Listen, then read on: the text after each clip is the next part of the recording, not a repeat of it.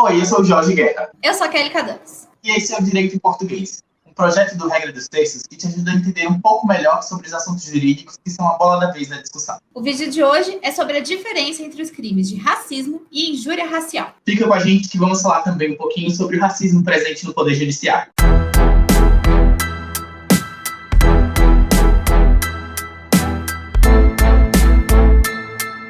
A gente queria ter trazido esse assunto na semana passada, mas não deu para não falar sobre estado de defesa, estado de sítio e o papel das Forças Armadas. Se você perdeu esse vídeo, olha aqui em cima, já tem o link para você acompanhar. Mas na semana retrasada, só se falava de uma coisa no Twitter.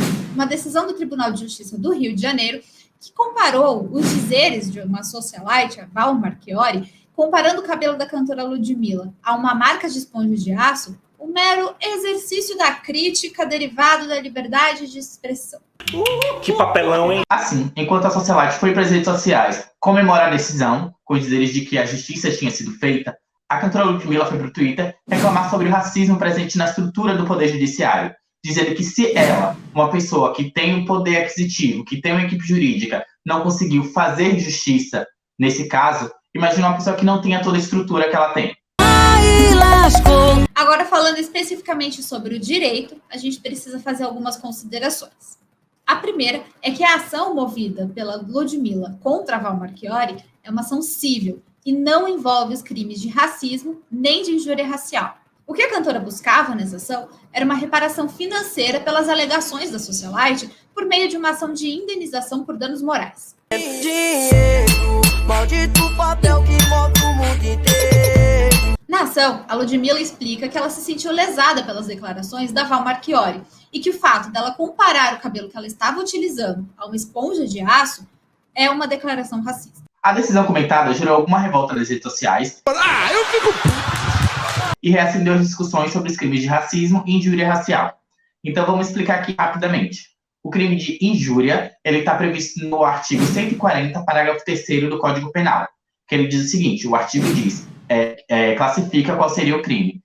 Injuriar alguém, ofendendo-lhe a honra ou o decoro. E o parágrafo 3º diz que se a injúria consiste na utilização de elementos referentes à raça, cor, etnia, religião, origem ou condição de pessoa idosa ou portadora de deficiência. Então esse é o crime de injúria, que é considerado injúria qualificada, que tem um artigo definindo o crime, um parágrafo definindo a qualificação. E a gente chama de injúria racial. Já o crime de racismo, ele está previsto na Lei 7.716, de 89.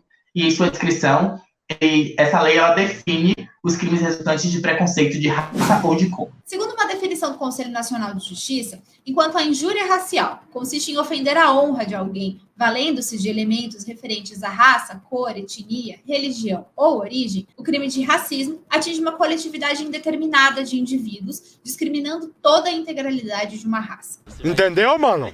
Ao contrário da injúria racial, o crime de racismo é inafiançável e imprescritível. Isso quer dizer que não importa quando esse processo vá a julgamento, ele não prescreve. Ou seja, o Estado nunca perde o direito de punir quem comete esse tipo de crime. Vale ressaltar que o crime de injúria racial prevê uma pena de 1 a 3 anos de prisão, enquanto o crime de racismo pode resultar numa pena de reclusão de 2 a 5 anos. Já entendi. Outra diferença entre esses dois tipos penais é que o crime de injúria ele deve ser levado ao Poder Judiciário através de uma ação penal pública condicionada à representação.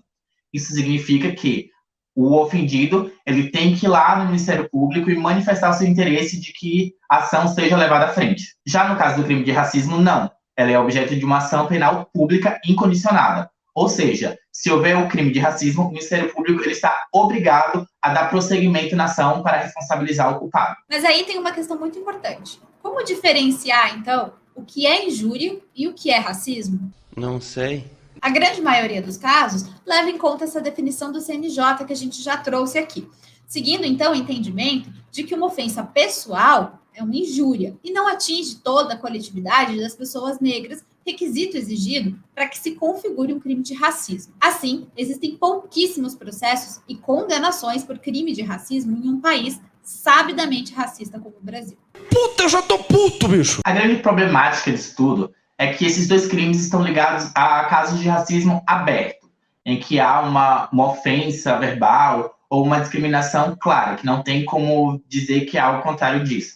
Mas nós temos que lembrar que nós estamos no Brasil, que ele é o país do racismo velado e do mito da democracia racial.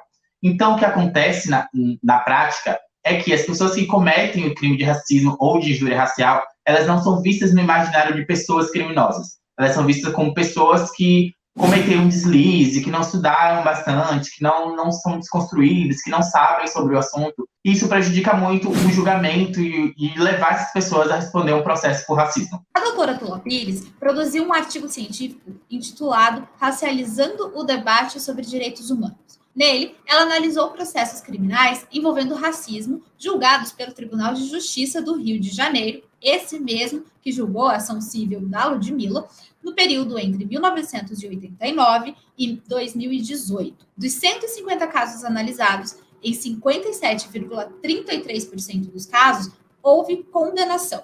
E a tipificação como injúria foi qualificada em 83,33% dos casos. Eu tô passada, chocada. Em um dos casos, por exemplo, o réu foi condenado por injúria simples, porque o judiciário entendeu que a expressão preto de merda não estava ligada ao preconceito. Segundo a decisão, o réu utilizou a palavra preto para designar a pessoa a quem ele estava se referindo, e não num tom de racismo. Em outro caso analisado, a ré, ao supor que a vítima de ofensas teria agredido seus animais de estimação, proferiu as seguintes palavras: negro nojento, asqueroso, peste negra. Lugar de negro é na senzala. A ré, pasmem, foi absolvida. O argumento da absolvição foi o seguinte: ao ver os seus animais de estimação sendo maltratados pelo apelado, uma cólera tomou conta da apelante, que, envolvida por uma forte emoção, acabou desabafando. Essas foram as palavras do desembargador, que absolveu a ré em segunda instância. Em uma outra situação, a alegação seria de que a ré teria proferido os seguintes dizeres, abre aspas: essa raça de macaco safado não presta. Não sei por que colocaram essa gente pra morar aqui. Preto não é gente. Volta pro Morro da Pedra, seus macacos. Entra de novo no mato. Volta pra lá, sua cambada de macacos. E leva essa loura junto, essa macaca branca com vocês. A questão foi tratada pelo judiciário como uma mera briga, um desentendimento, uma querela entre vizinhos, alimentada pela construção irregular de janelas entre uma casa e outra. Por esses exemplos, já dá para perceber que não adianta existirem leis que criminalizem as práticas racistas. E que não basta também que a vítima procure o poder judiciário. É necessário aqui uma mudança na consciência coletiva nesses casos, o que no direito a gente chama de reprovabilidade social. Mas existe ainda uma luz no fim do túnel. 2 semanas atrás, o ex-aluno da FGV, Gustavo Metropolo, foi condenado numa decisão inédita por racismo e injúria racial ao mesmo tempo. Essa decisão pode servir de precedente para novos casos que vierem a acontecer. No caso do processo do Gustavo, em setembro de 2017, ele enviou a foto de um aluno negro no grupo da turma com os seguintes dizeres: achei esse escravo aqui no fumódromo. Quem for o dono, avisa.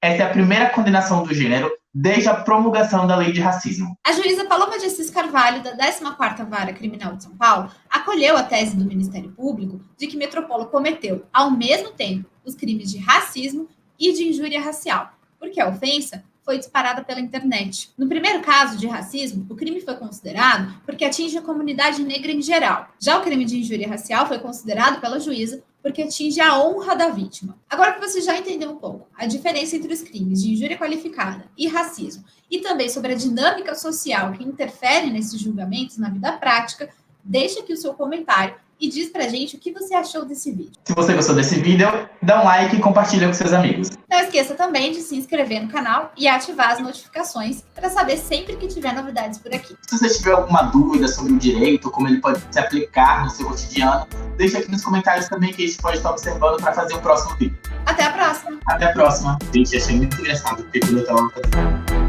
ele tava olhando, tipo, as matérias colocam a Val como um socialite. O que é um socialite? O que é que faz a socialite? O que configura a socialite? O que configura que... qual é o sindicato que regulamenta a profissão do socialite? Mas eu queria saber isso. Eu queria me inscrever, talvez, né? Nossa, eu queria demais.